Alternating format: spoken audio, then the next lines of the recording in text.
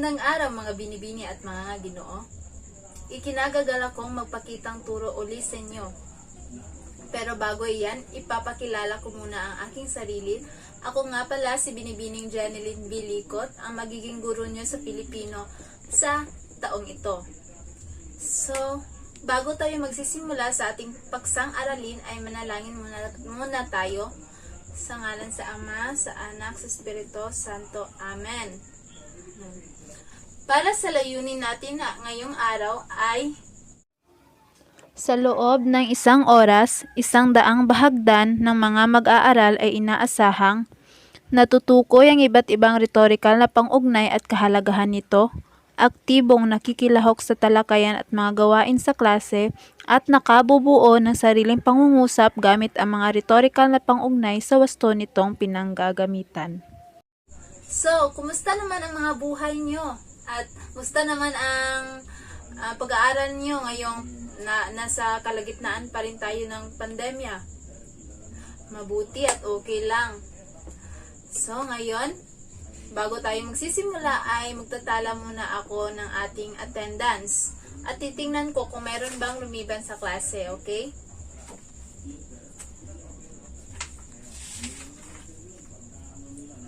Magaling at kompleto kayong lahat na dumalo at nakilahok para sa aking talakayan ngayong araw.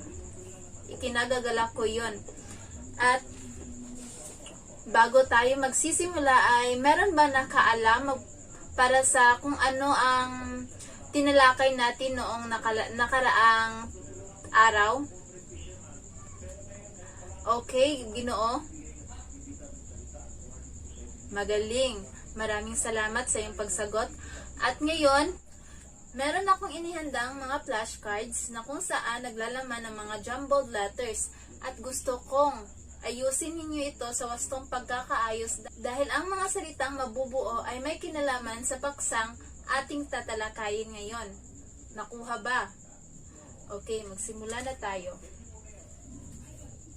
Ano ba ang magiging salitang mabubuo sa jumbled letters na ito? Magaling. Ito ay rhetorical. Sunod. Yes, Binibini. Magaling. Ito ay pang-ukol. Sa panghuli naman. Yes, Ginoo. Magaling. Ito ay pang-angkop. So, base sa mga nabuong mga salita, meron ba kayong alam kung anong magiging paksa natin sa araw na ito? Pakitaas ng kamay. Yes, Binibini. Magaling. Ang magiging paksa natin sa araw na ito ay patungkol sa...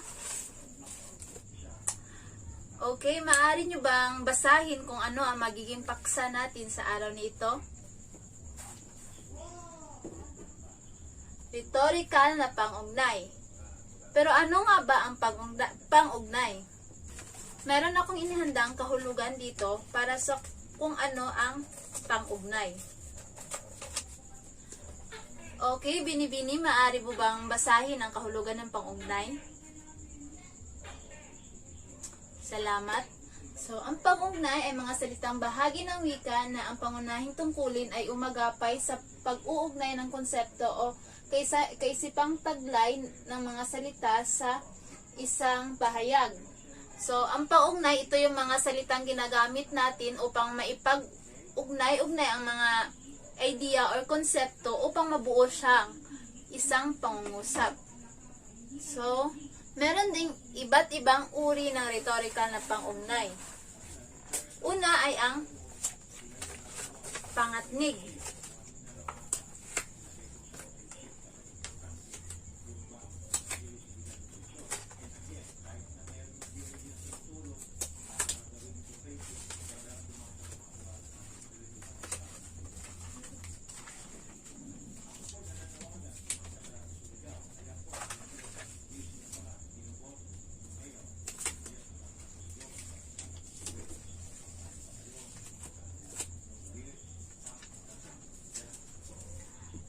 Okay, Ginoo, maaari mo bang basahin ang kahulugan ng pangatnig?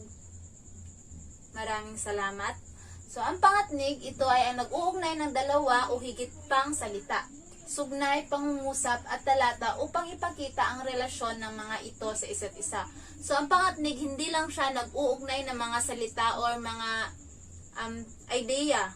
Kung hindi, pinapakita din niya kung ano ang magiging relasyon ng idea sa kapwa salita nito o anong relasyon ng mga salita sa isang pangungusap. Meron din ditong mga uri ng pangatnig. Para sa unang uri ng pangatnig, narito ang pangatnig na pamukod.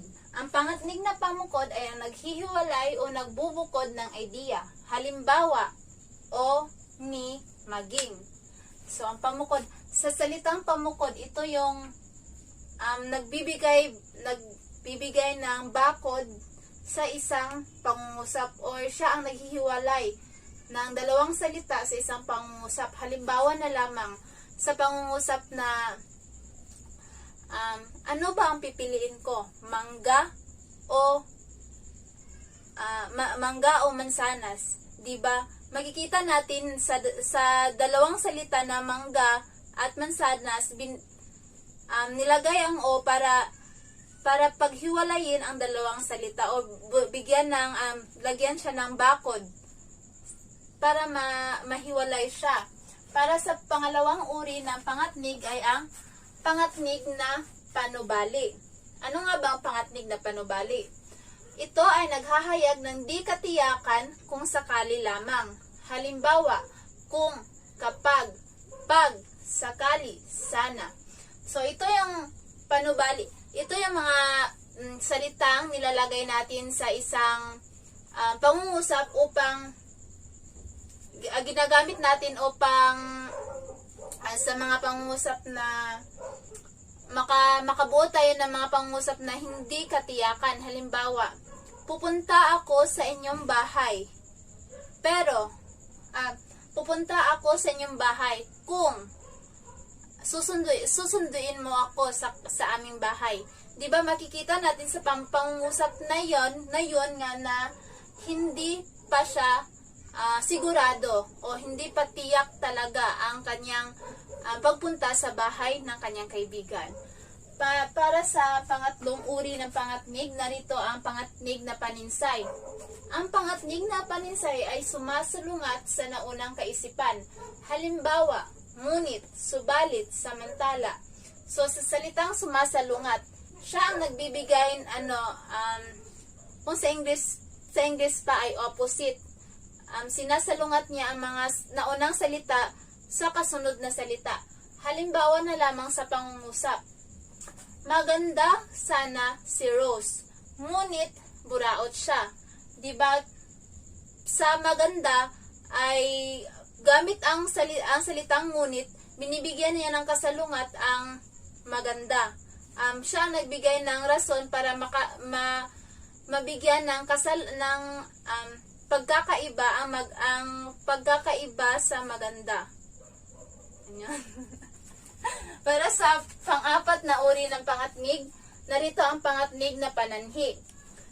Ito ang nagbibigay paliwanag o dahilan sa isang kaisipan.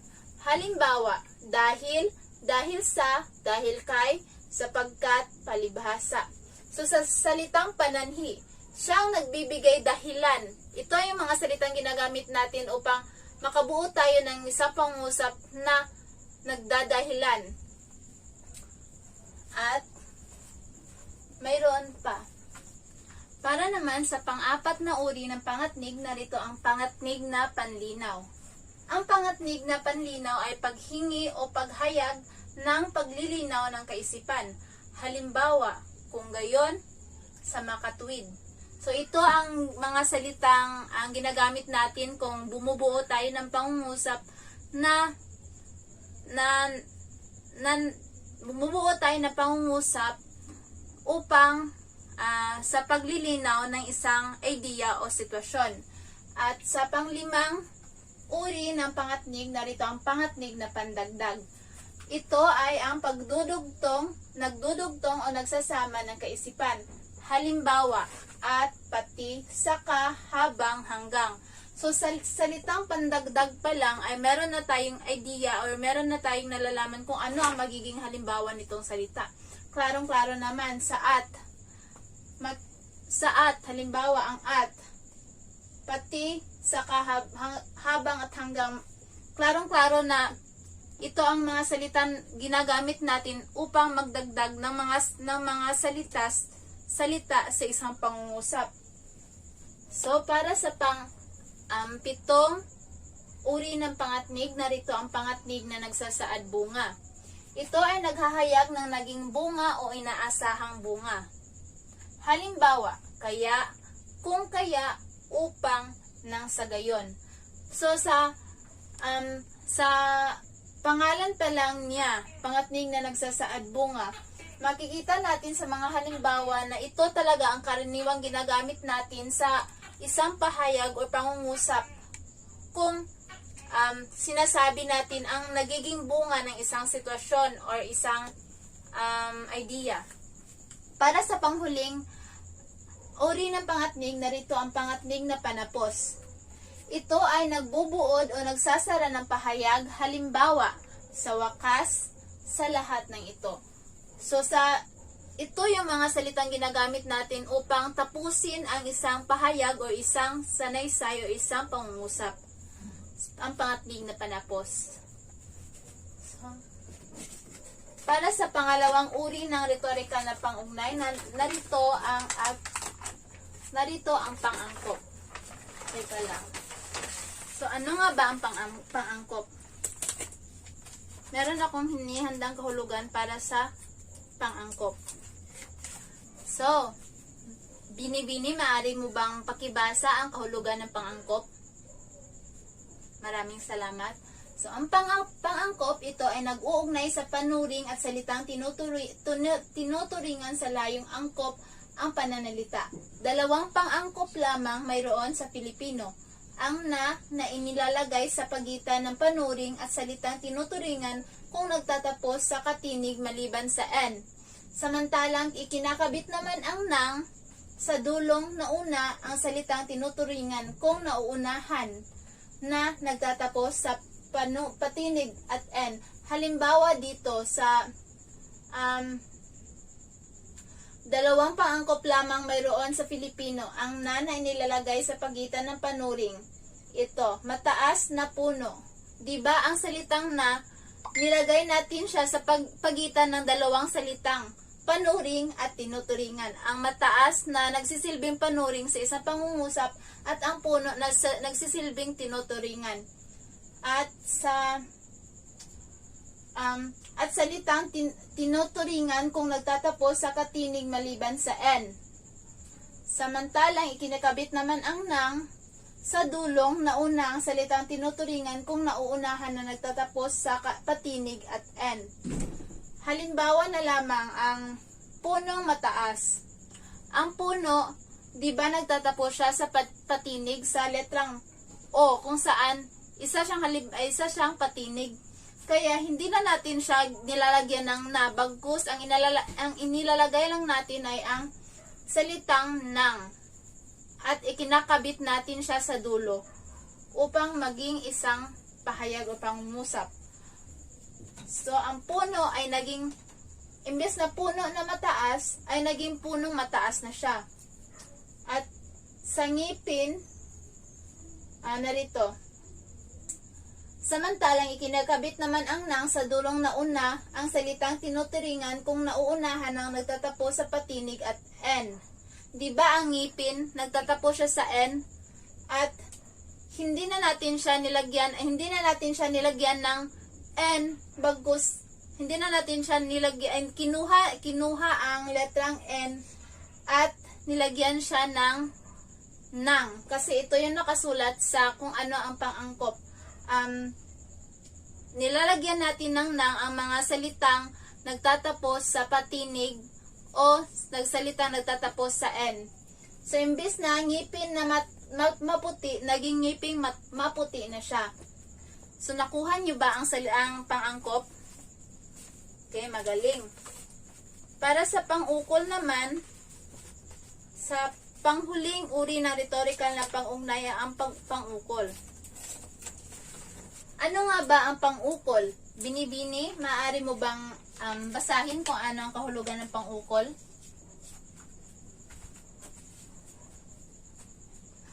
Magaling, salamat. Ang pang-ukol ito ay nag-uugnay sa pangalan sa iba pang salita sa pangungusap. May dalawang uring pang-ugnay ng pangalang kung saan ang pangalang panao at pangalang hindi panao. So, ang pang-ukol, hindi siya nag-uugnay ng mga salita lamang o mga ideya, kung hindi iniuugnay niya ang mga pangalan, kung saan ang pangalang panao at pangalang hindi panao. Narito ang mga halimbawa ng pang-ukol.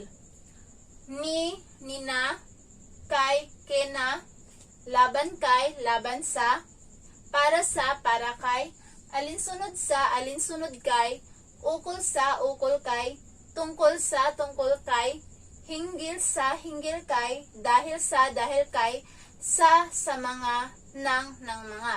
Halimbawa na lamang, naligo kami sa ilog. Diba ang salitang kami, so inilalagay natin ang sa kung saan halimbawa ng pang-ukol sa kasunod sa pangalang panao na kami upang mabuo siyang isang pangungusap. At ang pangalawang halimbawa, kumain ng mangga si Joy. So, di ba? Makita natin na nilagyan na kung saan halimbawa ng pang-ukol itong ito sa isang pangungusap upang mabuo siyang isang pangungusap or isang idea. So, nakuha niyo ba ang ating paksang aralin at mga tinalakay ko ngayong araw? Magaling at nakuha nyo. Meron akong inihandang pangkatang gawain dito. So, ipapangkat ko sa dalawa ang klase natin. At bawat pangkat ay gagawa ng 10 pangungusap na kung saan makikita ang mga mga halimbawa ng rhetorical na pangugnay. At ipapasa ito sa ating Google Classroom bago matapos ang klase. Nakuha nyo ba? Okay, magaling. At meron akong inihandang mga katanungan, 2 katanungan dito upang malaman ko kung nakuha nyo ba talaga ang aking tinalakay ngayong araw. Para sa unang katanungan ko, sa palagay ninyo, ano ba ang mangyayari kung hindi natin nagagamit ng wasto ang mga rhetorical na pangugnay? Pakitaas ninyong kamay. Okay, binibini. Magaling. Kung hindi natin nagagamit ng wasto ang mga rhetorical na pangugnay, ay magiging dahilan ito ng hindi pagkakaunawaan at pagkalito ng mga taong nakakasalamuha o nakakausap natin. So, sakto yung sinabi ni Binibini na kung hindi natin nagagamit ang rhetorical ng pangugnay ng wasto ay magiging dahilan ito ng pagkakalito natin sa mga kausap natin or hindi pagkakaintindihan at pagkakaunawaan. So, para sa pangalawang salita, nais kong magtaas kayo ng inyong kamay kasi hindi ko tatawagin kung hindi kayo magtataas ng kamay. So, kailan at saan ba natin mas nagagamit ang mga rhetorical na pangugnay? Pakitaas ng kamay. Okay, Ginoo. Magaling, maraming salamat. So, kapag nagagamit natin ang rhetorical ay walang lugar na pinipiling paggamit sa rhetorical na pangugnay kasi ginagamit natin siya sa araw-araw natin na pamumuhay at mas nagagamit natin ito dahil ito ang bumubuo ng isang pangungusap o isang ideya o sanaysay. So, sakto din yung sinabi o sinagot ni Ginoo kasi ang rhetorical na pangugnay ay talagang araw-araw natin siya ginagamit at ito ang bumubuo sa isang pangungusap o isang idea at sanaysay. So, ngayon nakita ko na talaga na nakuha nyo talaga ang aking tinalakay ngayong araw. At ikinagagala ko yon. At meron akong inihandang mga katanungan dito. Magkakaroon tayo ng pagsusulit. So, narito ang ating pagsusulit. Maaari nyo bang basahin ng sabay-sabay ang panuto? Okay, nakuha nyo ba? Kung paano nyo sasagutin ang sasagutan ng ating pasulit? Sige, simulan nyo na. Okay, natapos na ba? Magaling. At para naman sa ating kasunduan, meron din akong inihandang takdang aralin para sa inyo.